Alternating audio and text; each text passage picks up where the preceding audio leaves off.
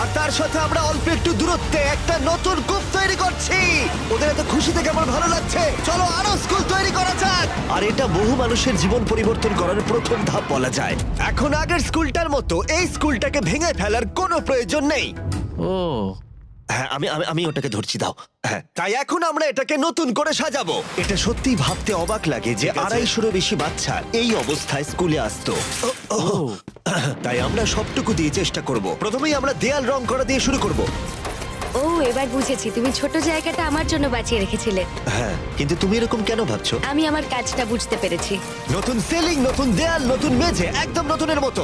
আর আমরা ওদের পুরনো ক্লাসরুমগুলোকে শুধু সারিয়েছি তাই নয়, তার সাথে আমরা তৈরি করেছি দুটো নতুন স্কুল যা এর আগে বাচ্চারা কখনো দেখেনি। চলে এসো, ওরা ওদের একদম নতুন ক্লাসরুম প্রথম দেখবে।